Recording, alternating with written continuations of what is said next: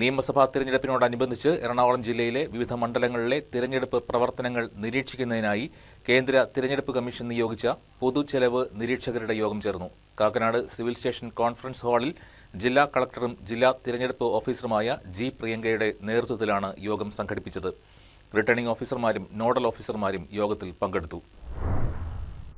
തിരഞ്ഞെടുപ്പ് പ്രക്രിയ പൂർണ്ണമായും സുതാര്യവും സുഗമമായും നടത്തുന്നതിനായി ജില്ലയിൽ സജ്ജമാക്കിയിട്ടുള്ള വിപുലമായ ക്രമീകരണങ്ങളെക്കുറിച്ച് ജില്ലാ കളക്ടർ ഉദ്യോഗസ്ഥർക്ക് വിശദീകരിച്ചു നൽകി. ജില്ലയിലെ വിവിധ വകുപ്പുകളുടെ ഏകോപനവും സുരക്ഷാ സജ്ജീകരണങ്ങളും യോഗത്തിൽ പ്രധാന ചർച്ചാവിഷയമായി.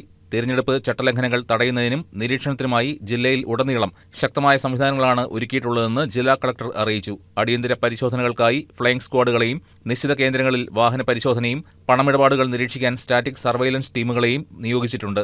തിരഞ്ഞെടുപ്പ് പ്രചാരണ പരിപാടികളിലെ ചെലവുകൾ വീഡിയോ സഹിതം രേഖപ്പെടുത്താൻ വീഡിയോ സർവൈലൻസ് ടീമും സജ്ജമാണ്.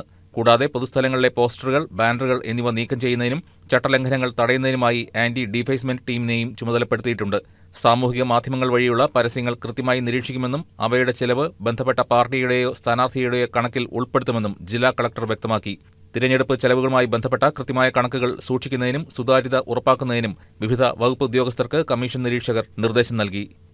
During the process of initial first phase, we had received certain forms, and all those forms are processed as of date. The next slide is for the time period when during the claims and objection. Here also, sir, only 8 forms are remaining. Those are all advance forms. That means only when they cross the age of 18, which will generally happen on April 1st, these can be addressed. So only 8 forms are pending during the claims and objection period. That is from after the draft till the final publication. News Desk, KCV News.